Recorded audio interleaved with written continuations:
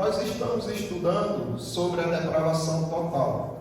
E agora nós vamos entrar nela, né, de que o homem foi criado santo, mas se corrompeu. Aqui está a origem da perfeição.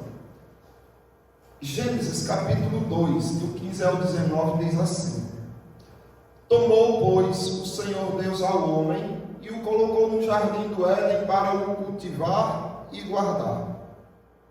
Então observe que o homem foi posto no jardim para trabalhar também, não só para desfrutar, mas trabalhar, fazendo com que o jardim progredisse e fosse guardado. O versículo 16 por diante diz: E o Senhor Deus lhe deu esta ordem: De toda árvore do jardim comerás livremente, mas da árvore do conhecimento do bem e do mal não comerás, porque no dia em que dela comeres, certamente morrerás. Disse mais o Senhor Deus: Não é bom que o homem esteja só, far-lhe-ei uma auxiliadora que lhe seja idônea. Havendo, pois, o Senhor Deus formado da terra todos os animais do campo e todas as aves do céu, trouxe-os ao homem para ver como este lhe chamaria. E o nome que o homem desse a todos os seres viventes, esse seria o nome deles. Então observe que aí não tinha pecado. Aí Deus tinha criado o homem santo. E Deus deu uma ordem ao homem para que ele não comesse do fruto da árvore do conhecimento do bem e do mal. Até então, além de ser santo, o homem tinha total governo sobre o jardim do Éden. Total governo. Observe que Deus diz a ele que ele teria o poder de cultivar o jardim, ele teria o poder de guardar o jardim. E mais, ele teria autoridade sobre todos os animais, sobre tudo que há no jardim. Isso significa que ele teria autoridade também sobre a serpente quando foi possuída pelo diabo, quando foi dominada pelo diabo. Ele tinha autoridade sobre a serpente também. Mas observe o que aconteceu. A origem da queda. Eclesiastes capítulo 7, versículo 29 diz assim: Eis que tão somente achei. Então o sábio Salomão averigua tudo, toda a história, a origem da raça humana, e ele acha esse detalhe importante, que Deus fez o homem reto, ou seja, santo, sem mancha e sem pecados. Mas ele também constatou que o homem se meteu em muitas astúcias. Que astúcias foram essas? Em Gênesis nós vemos. Capítulo 3, do 1 ao 24, do 1 ao 6, por enquanto.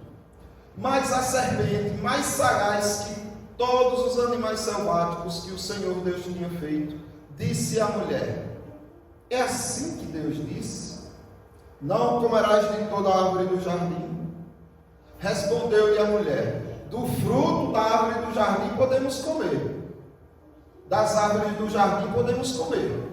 Mas do fruto da árvore que está no meio do jardim, disse Deus: Dele não comereis, nem tocareis nele, para que não morrais. Então observe que, como nós vimos no domingo aqui, Eva ou não aprendeu bem a palavra de Deus, e aí falou ela acrescentando algo e tirando algo dela, ou ela fez isso propositadamente. Observe que ela diz que da árvore do jardim, das árvores do jardim eles podem comer, mas do fruto da árvore que está no meio do jardim, ou seja, ela omitiu um fato. Deus não disse da árvore que está no meio do jardim não coma. Ele disse da árvore do conhecimento do bem e do mal. Muitas vezes você não quer dar nome ao pecado, não quer falar com o rigor que deveria falar contra o pecado, e fica trazendo conceitos diferentes para tentar amenizar ali aquela situação e só traz prejuízo. Ela não disse o nome da árvore, e ainda mais, ela disse que não era para tocar, quando Deus também não disse isso. Deus diz que eles não deveriam comer, e ela vai acrescentar algo. Certamente o diabo já identificou aí que era uma fraca na palavra, que não tinha poder na palavra, porque não sabia nem o que a palavra dizia realmente. E aí investe nela dizendo o seguinte: então a serpente disse à mulher: é certo que não morrereis, porque Deus sabe que no dia em que dele comerdes, se vos abrirão os olhos, e como Deus sereis conhecedores do bem e do mal. Olha a astúcia de Satanás aonde estava. Satanás usou da astúcia que o derrubou. Satanás, quando estava com Deus, quando ele ainda era um anjo de luz, ele olhou para Deus e disse: não, por que eu tenho que estar abaixo? Eu, com todo esse esplendor e com toda essa glória, por que estarei abaixo de alguém? Não, serei igual a ele e assumirei o trono dele. E aí foi quando Deus o expulsou do céu. Então a arrogância, o orgulho o derrubou, e ele faz o mesmo com eles, faz o mesmo com Eva. Como Deus sereis conhecedores do bem e do mal. Vendo a mulher que a árvore era boa para se comer, agradável aos olhos, e árvore desejável para dar entendimento, tomou-lhe do fruto e comeu, e deu também ao marido, e ele comeu. Eis a origem de toda a desgraça no mundo. Eis a origem de todo o mal que vocês podem presenciar no mundo. Responsabilidade do homem apenas. Por que Deus deixa acontecer tudo isso? O mais certo seria perguntar: por que Deus não deixa acontecer sempre tudo isso? Porque a morte entrou por causa dos homens. Se a morte entrou, porque a vida. Mas perturbador deveria ser encontrar a resposta para isso. Ao invés de dizer: por que tanta tragédia, por que tanto mal no mundo, que já há explicação para isso, por causa da escolha, escolheram a morte. Mas por que então a vida? Por que então esse momento tão prazeroso, já que nós continuamos pecando? Aí sim é uma pergunta que deveria ser respondida com muito cuidado, com muito temor diante de Deus. Ainda fala da origem das sementes. Observe, do 12 ao 16. Então disse o homem, quando Deus os confronta, não é? Adão, onde estás? Aí o homem se esconde, a mulher se esconde, e daí a pouco Deus pergunta: por que você se escondeu? Você comeu o fruto que eu disse que não comesse? Aí ele se justifica jogando a responsabilidade na esposa. A mulher que me deste por esposa, ela me deu da árvore, e eu comi. Disse o Senhor Deus à mulher: que é isso que fizeste? Respondeu a mulher: a serpente me enganou, e eu comi.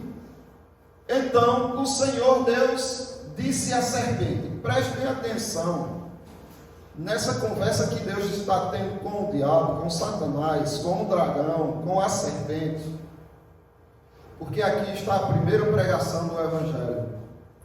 É chamado de proto-evangelho. O primeiro a receber a mensagem da cruz foi o diabo, mas dizendo que o condenaria, e falando, mostrando para Adão e Eva e todos os seus descendentes que eles seriam salvos pela mensagem da cruz.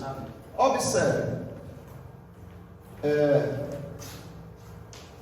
Então o Senhor Deus disse à serpente: visto que isto fizeste, maldita és entre todos os animais domésticos, e o és entre todos os animais selváticos. Rastejarás sobre o teu ventre, e comerás pó todos os dias da tua vida. Observe. Porém, inimizade entre ti e a mulher. Não foi entre ti e o homem.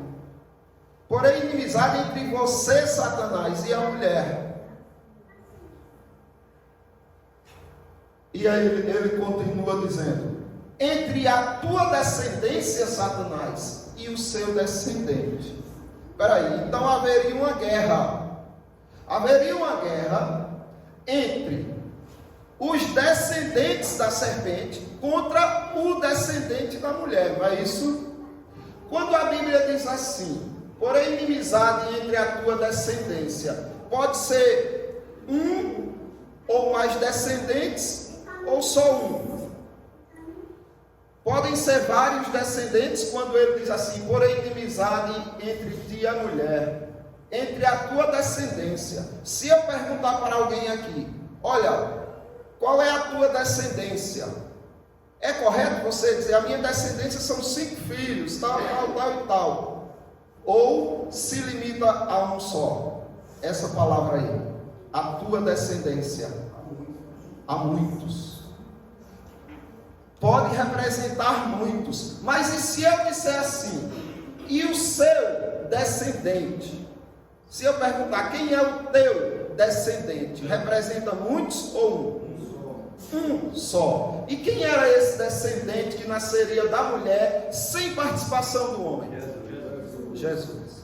Então aqui está sendo pregado o evangelho para Adão e Eva, só que em confronto com a serpente.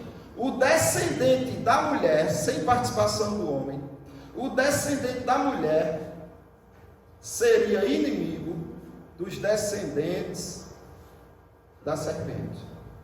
Quem foi que matou, ou quem foi que pensou que tinha matado completamente o descendente? Os ímpios, né? Judeus, gentios, crucificaram, e é o que Deus vai dizer aí. Este te ferirá a cabeça, ou seja, o descendente da mulher vai esmagar a tua cabeça. E tu lhe ferirás o calcanhar. Você vai ferir ele, que foi quando ele foi para a cruz. Mas ele vai pisar na tua cabeça. Então observe que aqui já é a primeira pregação do Evangelho. E veja como Deus é misericordioso. Porque juntamente com a queda, ele já envia o socorro. Ele poderia simplesmente ter abandonado toda a raça humana à maldição e ao inferno. Mas dentro do jardim ainda, ele promete o Redentor. Ele promete o Salvador. E continua. E a mulher disse, multiplicarei sobremodo os sofrimentos da tua gravidez. Em meio de dores darás a luz. O teu desejo será para o teu marido e ele te governará. Ou seja, ela quebrou todo o respeito que ela deveria ter por Adão, quando ela vai sozinha, e Adão também permite, porque aparentemente ele desejava que aquilo acontecesse, já que Paulo diz que a mulher foi enganada, mas ele comeu consciente. Então, toda essa ordem na criação foi rompida. E aí Deus diz, olha mulher, o teu desejo de governar vai se multiplicar. O desejo de ser quem manda nas coisas vai se multiplicar, mas não vai passar de desejo, porque o teu marido te governará. Então é algo que vem como uma forma de correção de Deus, desde o jardim do Éden até a vinda de Cristo. Essa questão de hierarquia no lar também. A origem das sementes ainda, você pode ver aqui, ó. Quando Eva tem o primeiro filho, isso já expulsos do paraíso, já estão fora do paraíso. E aí, Gênesis capítulo 4, 1 e 2 diz assim: coabitou o homem com Eva, sua mulher. Esta concebeu e deu à luz a Caim, e disse: adquiri um varão com o auxílio do Senhor. Depois deu à luz a Abel, seu irmão. Abel foi pastor de ovelhas e Caim lavrador. Agora preste bem atenção. O que ela diz? Quando Caim nasce, ela diz assim: adquiri um varão com o auxílio do Senhor. No original hebraico, essa frase ela é dita literalmente assim: adquiri um varão, o Senhor. Por quê? Porque quando Caim nasce, ela lembra da promessa que Deus fez ainda quando eles estavam no paraíso. E aí ela pensa: chegou o Redentor, adquiri a promessa, aqui está ele, o Senhor, que redimirá toda a besteira que nós fizemos, todo o mal que nós trouxemos será redimido agora com o nascimento deste varão, o Senhor, a quem ela pôs o nome de Caim. Era o Redentor? Era um filho do maligno. Ela deu à luz a uma semente de Satanás, a um inimigo de Cristo, e nem sabia. Quando Abel nasce, quando ela dá à luz ao segundo filho, ela põe o nome de Abel. Pode passar. Veja só, o nome Abel e o nome Caim. Abel vem do hebraico Evel, que significa vaidade, sopro, nada, né? É uma vaidade, é um sopro. Mas ao primogênito ela colocou o nome de adquirido, possuído pelo Senhor, possuído do Senhor. Então é como se ela tivesse menosprezado o segundo filho e colocado toda a honra no primeiro filho.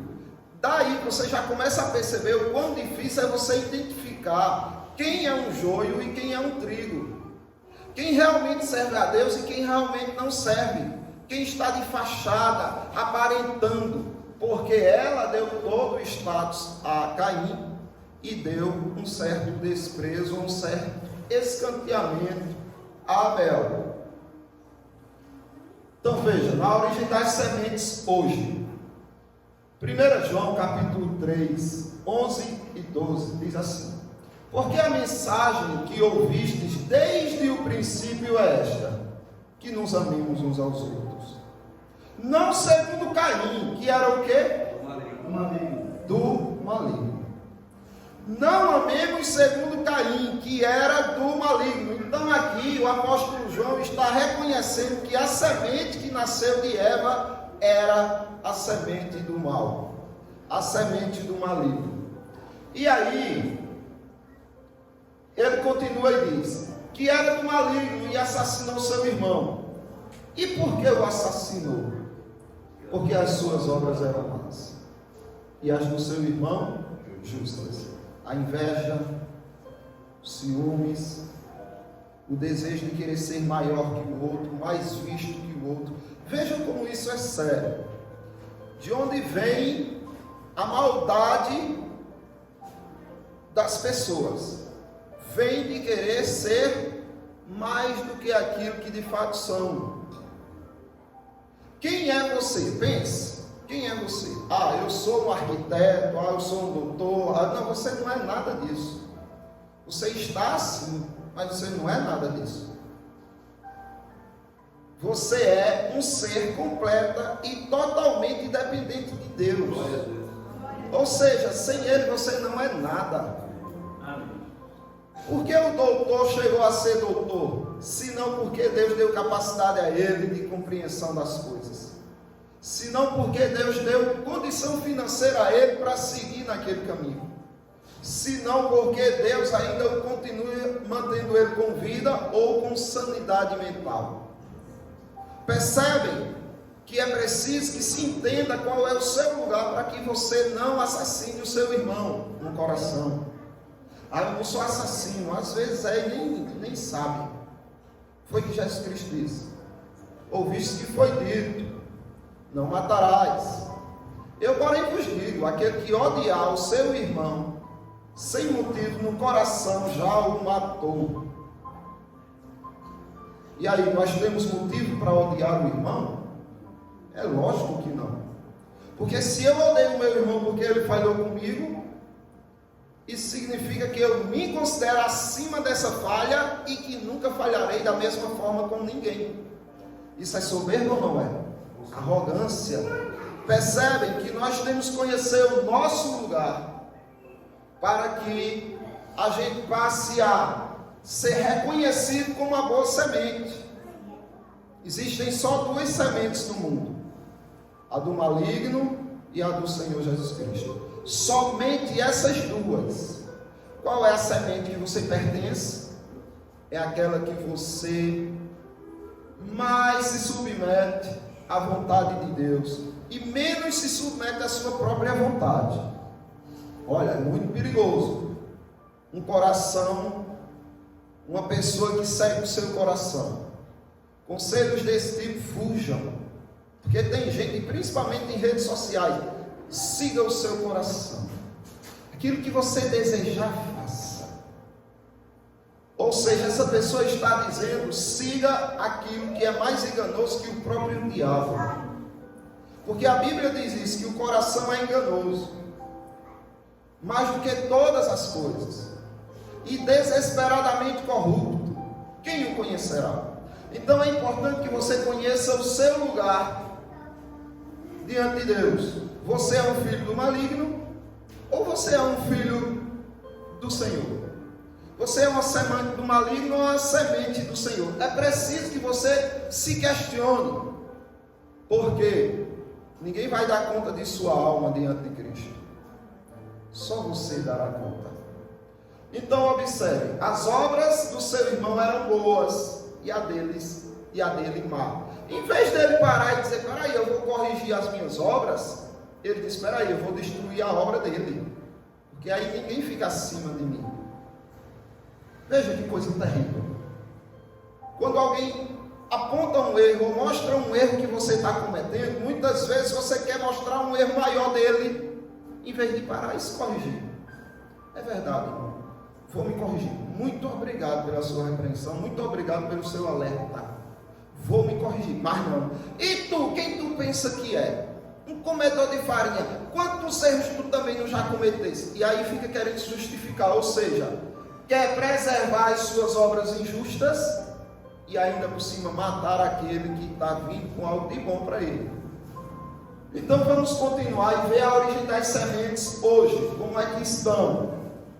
Veja, no Evangelho segundo Mateus, capítulo 13, do 36 ao 43, Jesus Cristo vai trazer aqui a imagem do que aconteceu desde o princípio. Preste bem atenção. Jesus Cristo contou a parábola do joio e do trigo. E ele disse que um senhor mandou plantar só joio, só trigo, só plantou trigo. Quando os trabalhadores acordaram no outro dia, estava o joio misturado. E aí eles não entenderam. E aí eles perguntaram, Senhor, como nasceu o joio aqui no meio do trigo, se a gente só plantou trigo? E aí Jesus Cristo diz que o Senhor falou, um inimigo fez isso. Enquanto os servos dormiam, ele foi e semeou o joio no meio do trigo.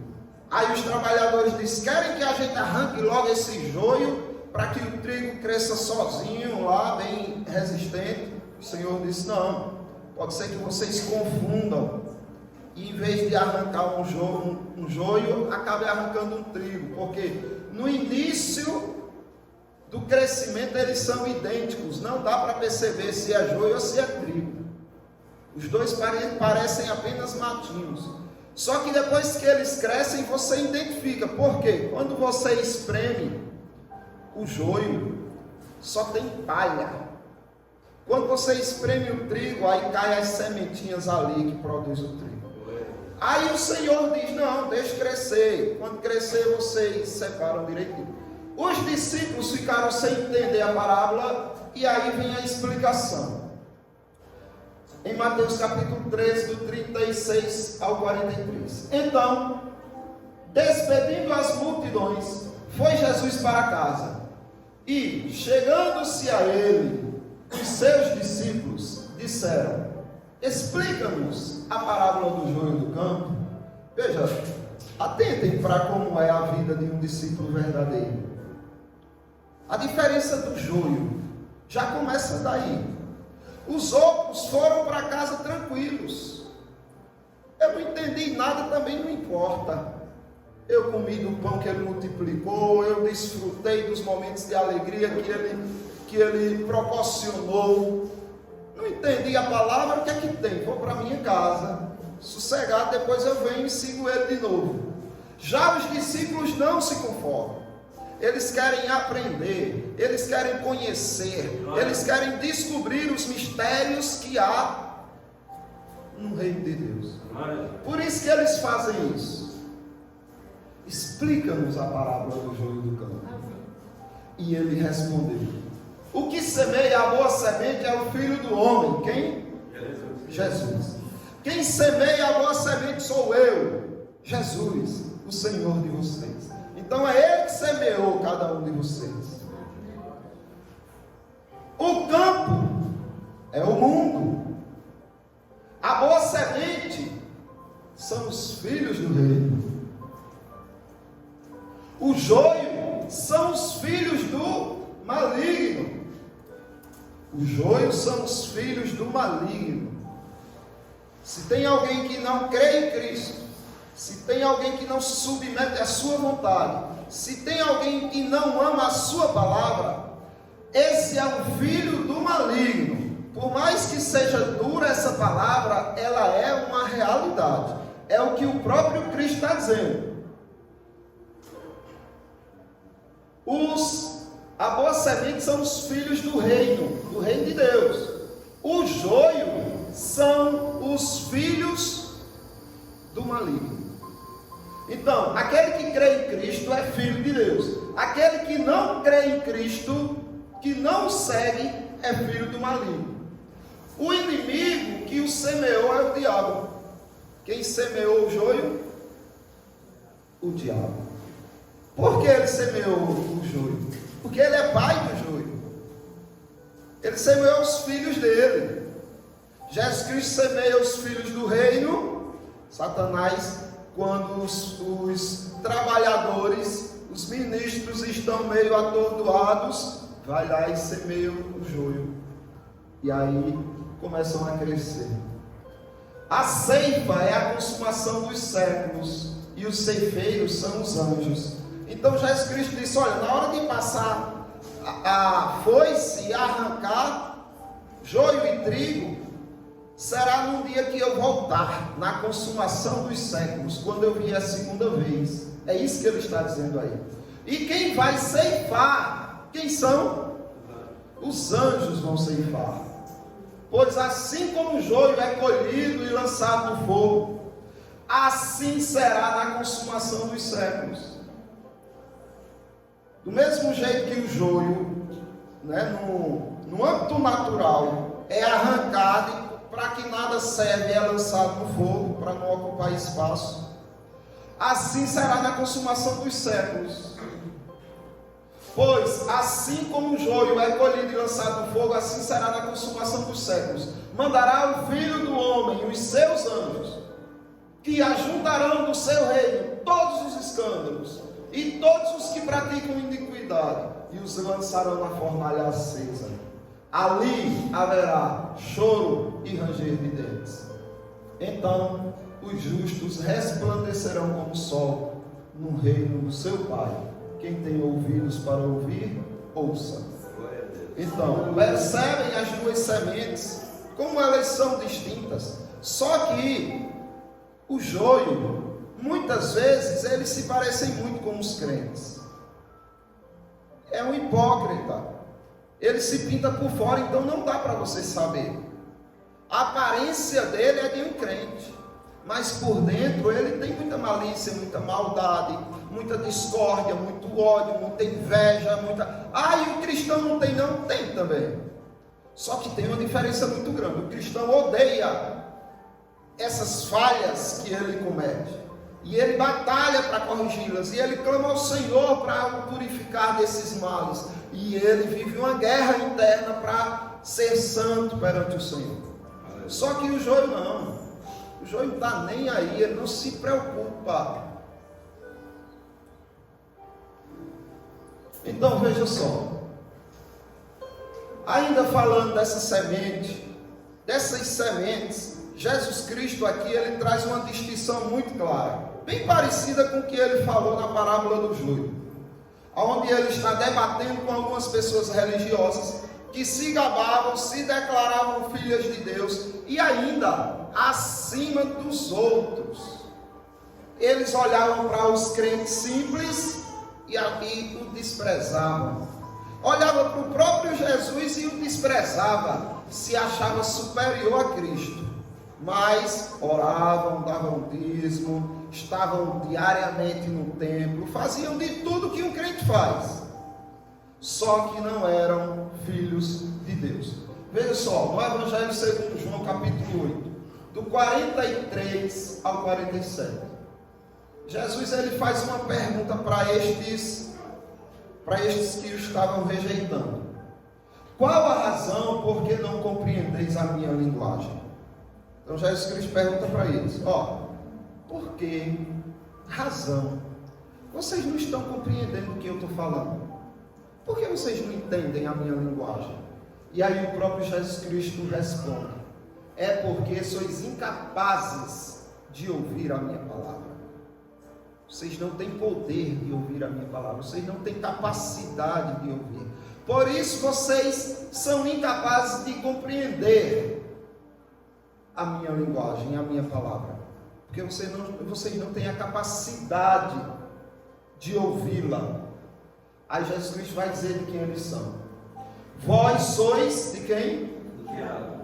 Vós sois do diabo, que é o vosso pai.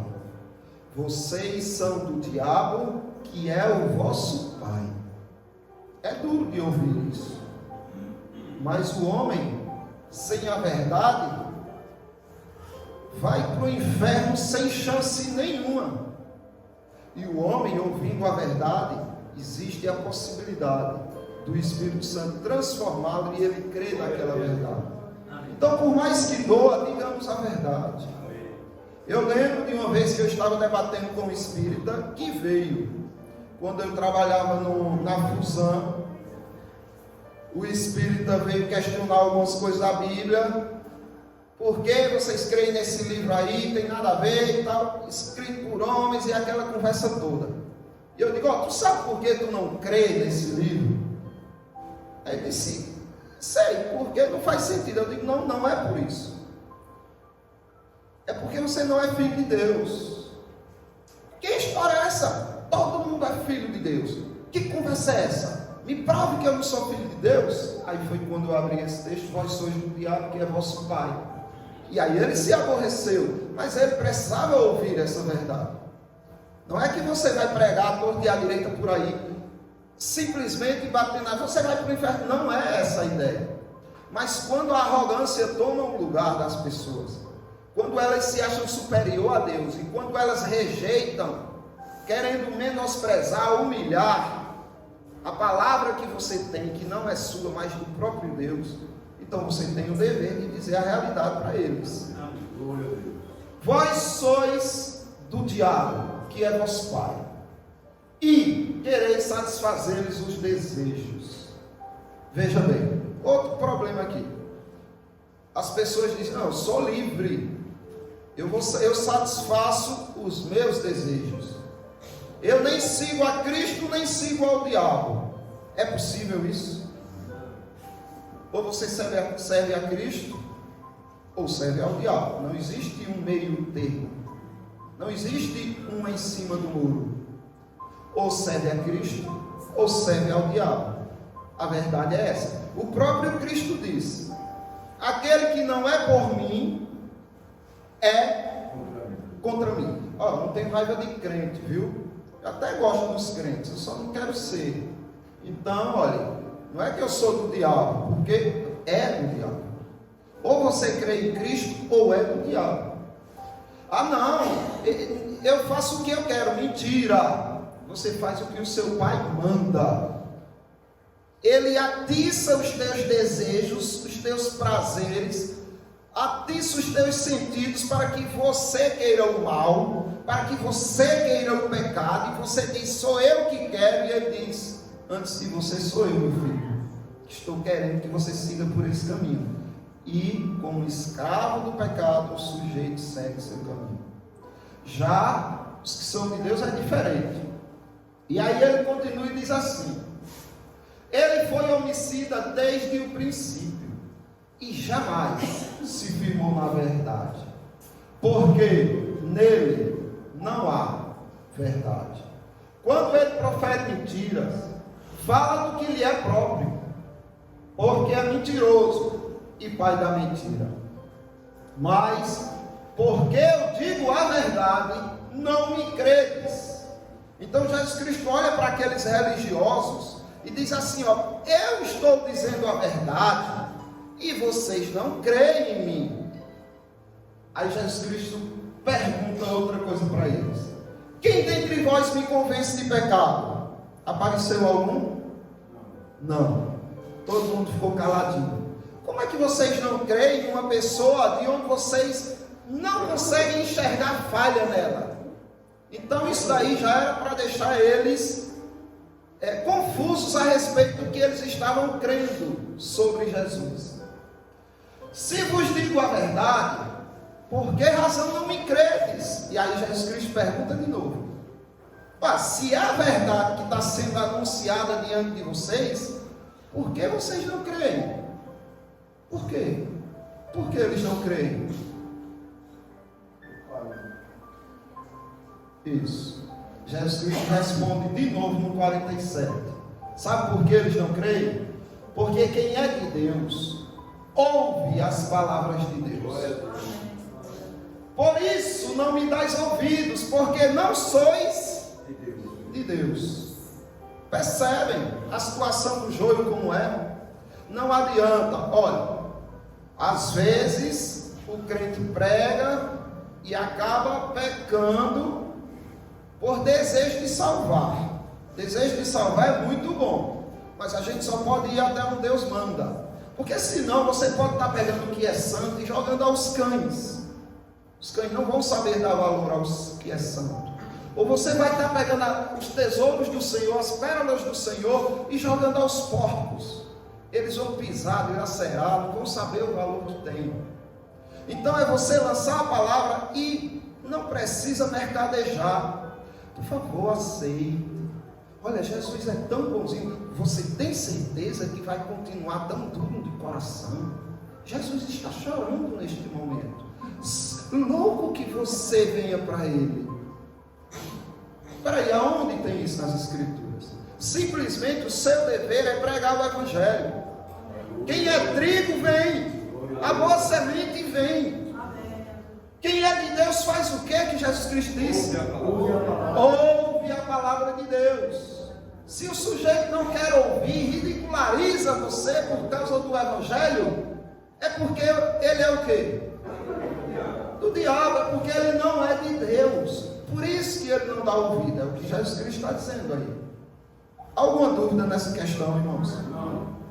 Então veja, para encerrar, eu quero ler 1 João, capítulo 5, do 18 ao 21. Veja só, como Deus é maravilhoso para com a sua semente. Sabemos que todo aquele que é nascido de Deus não vive em pecado. Antes, aquele que nasceu de Deus o guarda, e o maligno não lhe toca. Isso é uma promessa, viu?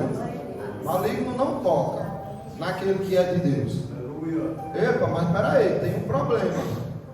Mas ele não tocou em Jó? E o que ele fez com Jó?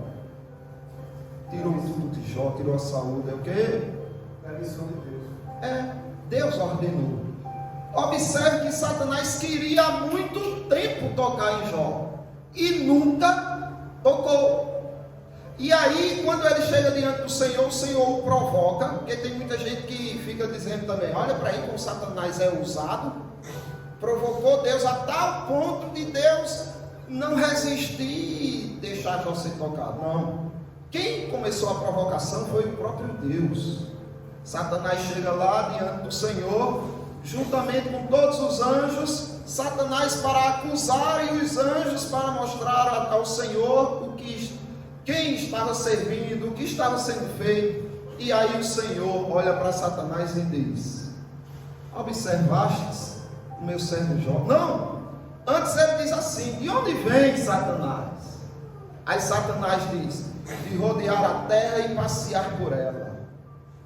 Então, agora ele não podia dizer que não tinha visto Jó, porque ele rodeou a terra. E aí o Senhor vai, já que deixou ele sem escape, pergunta: observaste o meu servo Jó? É lógico que ele ia dizer que sim. Mas Deus incita a fúria dele quando diz assim: homem íntegro, fiel, justo, temente a Deus e que se desvia do mal. Minha gente, Satanás ouvir isso de alguém, né? Ou um testemunho desse a respeito de alguém, quando ele, o próprio, foi infiel perante Deus e achava que todo ser humano também deveria ser, isso o provocou. E aí ele diz também: tu encheste ele de bens e riqueza, tira tudo que ele tem para o Senhor receber um blasfemo na tua face. Ou seja, ele só serve pelo que recebe. Tire e você vai ver que ele te odeia. Assim ele faz com todos. Ele diz: olha, vocês só servem ao Senhor Jesus porque estão com saúde, dinheiro no bolso, comida no armário. Se tirar, todos vocês negam. Mas o Senhor conhece o seu povo. O Senhor deu perseverança ao seu povo, como lemos aqui um dia, porque vos foi concedida a graça não somente de crer em Cristo, mas também de padecer por Ele. Vocês receberam graça para sofrer por Cristo. Então é certo a vitória de vocês. Só será salvo aquele que perseverar até o fim. E todo trigo perseverará até o fim. Sabe por quê? Porque essa força vem de Deus e não dele mesmo. Mas aí o maligno não o toca, porque é Deus que toca, usando instrumentos. Deus toca usando a natureza, Deus toca nos seus filhos usando milagres, Deus toca nos seus filhos usando ímpios, usando os próprios irmãos, usando o pastor. Deus toca nos seus filhos usando até Satanás. Mas é Deus que toca, há um propósito, é Ele quem faz. Por isso que ele garante que o maligno não toca, ele tem a maior vontade, ele está ao derredor de vocês como um leão furioso, doidinho para estraçalhar vocês. E o Senhor diz: não, porque eu estou ao redor deles. Então não tem como ele tocar. Sabemos que somos de Deus e o mundo inteiro jaz no maligno. Então veja, aquele que crê em Cristo tem convicções de que é de quem? De Deus. E o resto? Do maligno. Também sabemos que o Filho de Deus é vindo. O Filho de Deus veio. E o que é que ele faz? Sabemos que o Filho de Deus é vindo e nos tem dado entendimento para reconhecermos o verdadeiro. Vocês só o reconhecem porque Ele derramou entendimento sobre vocês. O entendimento que intelectuais deste mundo, doutores, filósofos, mestres, não receberam. E pessoas simples receberam o entendimento daquele que é verdadeiro. Veja que incrível isso. Veja que incrível é isso. Jesus Cristo, ele orou assim: graças te dou, ó Pai. Primeiro ele se alegrou imensamente no Espírito Santo. E ele disse assim: graças te dou, ó Pai, porque escondestes, ocultastes estas coisas dos sábios e entendidos e as revelaste aos pequeninos. Sim, ó Pai, porque assim foi do teu agrado. Então observe que veio dele. O entendimento que vocês têm hoje a respeito de Cristo, essa fé veio dele. Por que então se achar melhor do que os outros? Por que então olhar para as pessoas, inclusive aquelas que não têm Cristo, como se você fosse melhor do que elas? Não, olhe com misericórdia, ansiando para que elas sejam salvas e façam parte dessa família de adoção da parte de Deus. Também sabemos que o Filho de Deus é vindo e nos tem dado entendimento para reconhecermos o verdadeiro. E estamos no verdadeiro, em seu Filho, Jesus Cristo. Este é o verdadeiro Deus. E a vida eterna. Filhinhos, guardai-vos dos ídolos. Sabe qual é o maior ídolo que vocês podem confrontar? Sabe qual é o mais perigoso dos ídolos? Não é aquele visível não, aquele pedaço de madeira ou de estátua ou de pedra não. É o que você levanta no coração.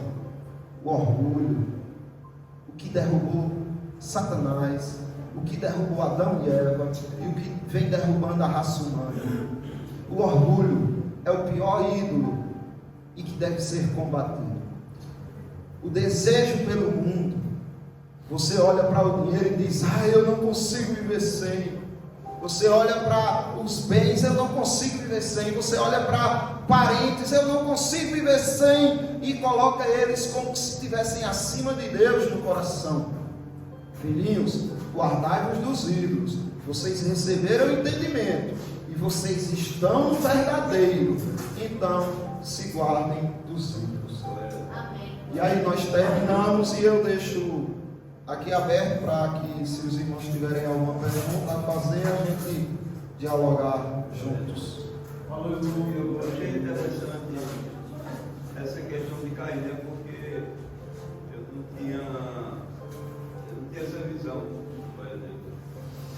Eu não tinha essa visão de cair, né? A respeito de que a mãe dele, ela, por ver Deus falando que a semente da mulher pisaria a cabeça da serpente, e ela pôs essa confiança no filho da semente do mal, né? Porque a Bíblia fala que o homem nasce em pecado, né? E ela colocou aquela esperança e aquela fé nisso, e ela exaltou o filho, e ele tomou para si aquela exaltação. E ele se achou melhor porque ele mesmo, como estava falando, criou um ídolo nele e ele seria o remidor, né? Aí ele se achou melhor do que Abel. Já Abel foi ser desprezado. Cumpriu-se o que a Bíblia fala, que os humilhados serão exaltados. E até hoje o sangue de Abel, ele fala muito alto no sangue de Deus. Amém? É verdade, amém. É importante isso que o Osho falou, por quê? Porque lembra outra questão. Veja, o próprio Caim recebeu todas essas honrarias da mãe, acreditou quando na verdade era uma mentira. Então ele se alimentou da mentira, achando que era o Redentor, achando que era aquele que Deus haveria de dar. E quando ele olha para seu irmão, ele vê que o seu irmão tem um nome de menosprezo, vaidade, sopro, nada, passa rápido. Então ele começa a se olhar superior ao seu irmão, e de repente o seu irmão recebe honras maiores de Deus, e ele rejeição do próprio Deus. Então para ele aquilo era confuso, não fazia sentido. Aí ele diz: não, está errado, eu que devo as honras, então eu vou matar aquele que põe as minhas honras em risco. E matou o seu irmão, não é? Mais alguém ou alguma coisa? Mas alguma coisa que eu vou falar a respeito do joio do trigo, né? Sim.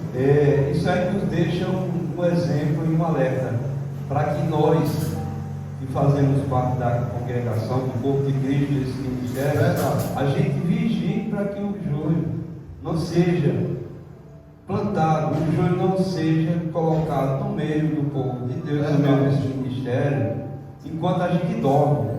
Quando a gente dorme é porque os nossos olhos estão fechados, nós não estamos atentos ao que está acontecendo. O que abre nossos olhos é a palavra, que é a lâmpada para os nossos olhos. Verdade. Sabe quem vai ser o guarda aqui dessa igreja? Para que o joio não, porque entrar em toda a igreja o joio entra, mas para que ele não traga danos irreparáveis para a igreja, olha, o guarda é o Senhor.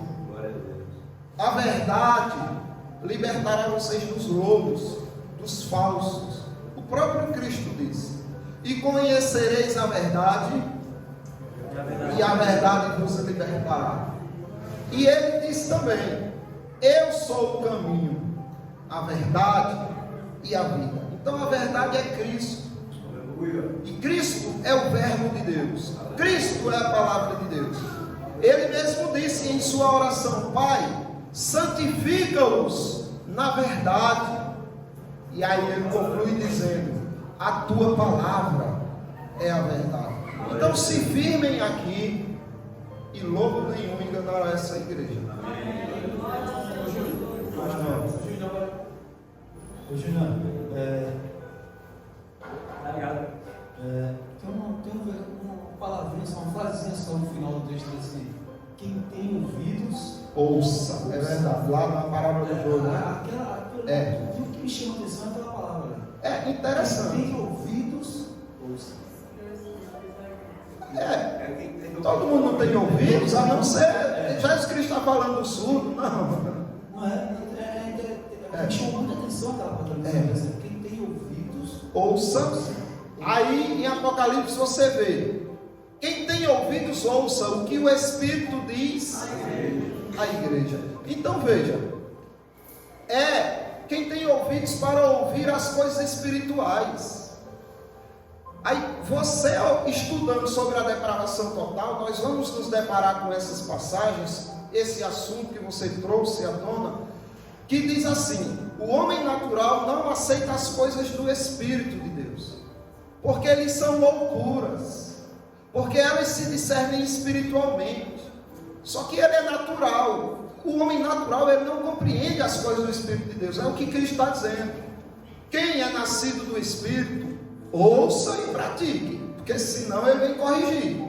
Não é que vai perder salvação, mas ai daquele que cai nas mãos de um Deus vivo, certo? Então não é que ele vai tirar a sua salvação, se você não dá ouvidos sendo do Espírito, sendo uma boa semente. Eu estava num certo fim de semana, estava em casa, eu tenho um colega que ele é pastor da igreja episcopal. E ele chegou para mim, ligou para mim: Josias, vamos em Santa Cruz. Não, ele fez: tá fazendo o quê? Eu disse: estou em casa. Ele fez: vou mandar. Eu disse: para onde? Ele fez: ele falou para mim assim: o vento sopra onde quer, não sabe de onde vem e nem ouves a sua voz, mas não sabe nem de onde vem nem para onde vai. É verdade. Isso daí Jesus Cristo está explicando para Nicodemos que o nascimento, o novo nascimento de vocês não se deu por vontade humana. E você nem sabe quando nasceu de novo. Às vezes você ouviu a mensagem, digamos, há 3 anos atrás. Ficou em você, transformou você, só que você ainda precisa ser lapidado. E você muda seus costumes, muda seu hábito e conversa com Deus e nem percebe que já é um crente.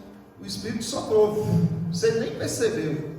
E aí, você, depois de 3 anos, levanta a mão: eu quero aceitar Jesus. Aí diz: foi agora. Não, você ouviu a voz do Senhor, mas você não sabe quando foi que esse vento soprou em você, ou para onde esse vento vai. O Espírito Santo, ele sai salvando pessoas através do novo nascimento, que é realizado pela palavra de Deus. O pastor,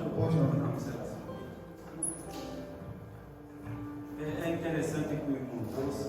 Ouvir todo mundo ouvir todo mundo ouve. Agora dar ouvido é diferente. É verdade. Você vai passar na rua, a pessoa lhe chama, você ouve, mas às vezes dá atenção, né? Mas, é o que Cristo está dizendo. Mas você dá atenção, é você aplicar o seu coração. Você ouvir essa palavra aqui, chegar em casa, você meditar nela. Isso. Tentar compreender a mais, aprofundar dar valor mais. A ela, Aí você guardei a tua palavra no meu coração para não pecar contra ti. Aí sim. Porque eu ouvi todo mundo. Aí sim, Aí ele teve ouvidos para ouvir. Porque até então, quando não age assim, tem ouvidos para não ouvir, que é o que o irmão está dizendo. Né? Ouve, mas não dá valor, não dá atenção. A multidão ouviu, mas foram embora. Os discípulos ouviram e interessaram em saber. Sim, justamente. Olha, eu quero saber o que é o joio, eu quero saber o que é o trigo, eu quero saber porque eu dormi. Isso. Tem muitos textos que corroboram com isso que vocês estão falando. Inclusive tem um que a gente vai se deparar com ele ainda, que é quando Jesus Cristo fala da parábola do semeador. Quando termina tudo, o povo vai embora do mesmo jeito, não está nem aí, ninguém entendeu nada. E vai a maioria ia embora. Aí chegam os discípulos e diz: Senhor, explica-nos a parábola do semeador.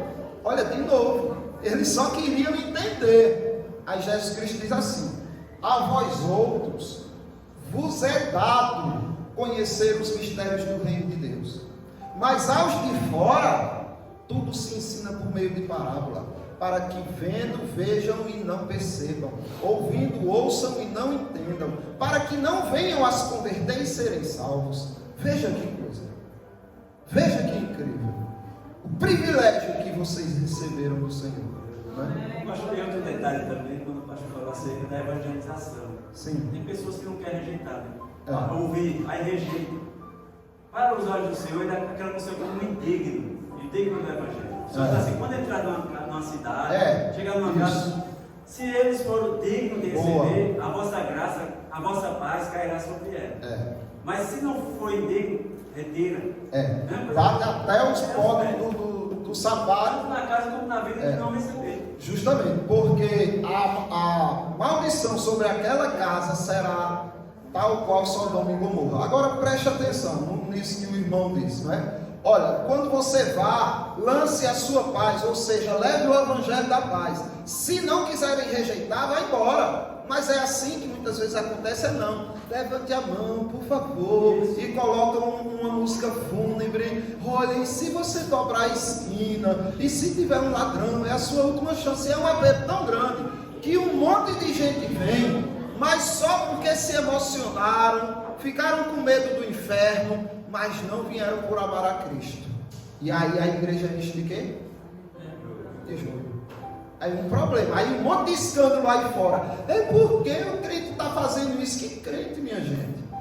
Né? Lance a palavra e deixe ver se vai haver mudança de vida. Se houver, ele vem. E até assim, por constrangimento mesmo. Às vezes você dá um apelo. Se você é filho de Deus, vem aqui receber a bênção. Camarada do Brasil. Não é? O constrangimento também força muitos a virem. Tem mais, eu vi uma coisa que até hoje eu fico mal quando eu lembro. Teve um pastor que fazia apelo e ninguém vinha. Aí ele disse assim: olha, eu vou pedir que todos fechem os olhos e orem. Aí todo mundo fechou, baixou a cabeça e ele foi orando. Senhor, a Ti entrego a minha vida, quero que o Senhor cuide de mim, seja comigo por onde eu passar e tal, eu quero te seguir para sempre. Fez a oração dele lá. Quando terminou, ele disse assim: quem aqui fez esta oração? Aí todo mundo levantou a mão. Aí ele disse: baixe quem já é crente. Aí quem não era crente ficou com a mão levantada. Aí ele disse: que bênção, o céu está em festa, esses irmãos todos se converteram ao Senhor. A gente, eu e minha esposa, tinha levado uma amiga nossa para a igreja nesse dia. Ela era incrédula. Ela saiu chorando da igreja, dizendo: meu Deus, eu não queria ter aceitado não, eu não sabia que eu fui lá para frente porque eu não estava aceitando não, minha mãe vai me matar, o que é que eu faço e tal. Eu disse: calma, você não aceitou não. Não é levantando a mão que se aceita não, é com o coração que se aceita, né? Com a boca se confessa e com o coração se crê. Se você não crê, você está livre aí e diz que você acha que é ruim, né? Mas que eu quero, se não quer, não queira. Mas aí ela ficou perturbada. Mas veja, para que isso, irmãos? Para encher a igreja de joio? Não, lança a palavra, tá bom, não é? Ela é suficiente, o Espírito Santo é quem convence. Amém. Mais alguma coisa, irmãos?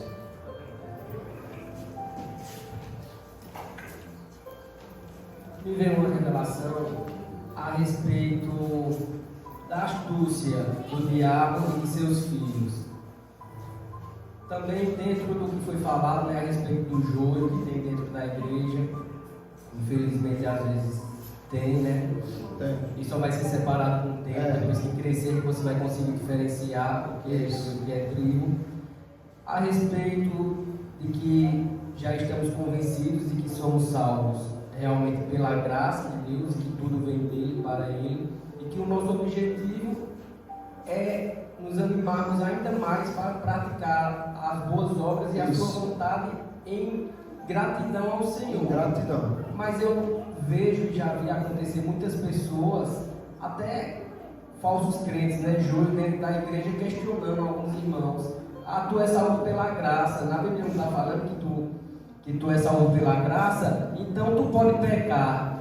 Pelo contrário, aí isso me fez lembrar daquela passagem quando Satanás levou Jesus ao topo do templo e disse: se tu és filho de Deus, joga-te daqui que está escrito que dará ordem aos teus anjos para que te guardem. E ele disse: também está escrito, não tentarás o Senhor teu Deus. Verdade. Então, nós que somos salvos pela graça, jamais podemos pensar dessa maneira: ah, porque eu sou salvo, eu estou livre para pecar, entre aspas. Não, pelo contrário, porque não devemos tentar o nosso Deus. Verdade, muito bem. E aí, pegando essa fala de Jason, você observa que, infelizmente, essas pessoas, até crentes genuínos, fazem o papel do diabo, né?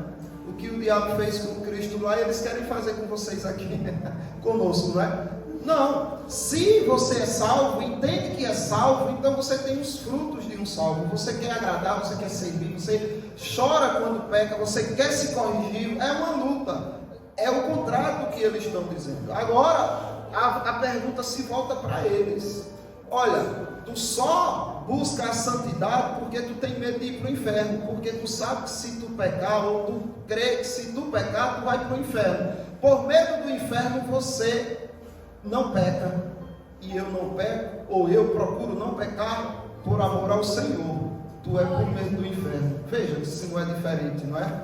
O amor é o dom supremo. Aqueles que creem em Cristo têm um amor, e é o amor que faz com que eles odeiem o pecado, né? E busquem a santidade. São guiados pelo Espírito. Os filhos de Deus são guiados pelo Espírito. Pelo Espírito. É o Espírito que milita. Justamente. O Espírito Santo guia os filhos de Deus.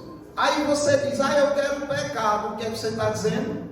Eu não tenho o Espírito Santo. Porque o Espírito Santo vai dizer: meu filho, aí não, é por aqui, não é? E até vai corrigir.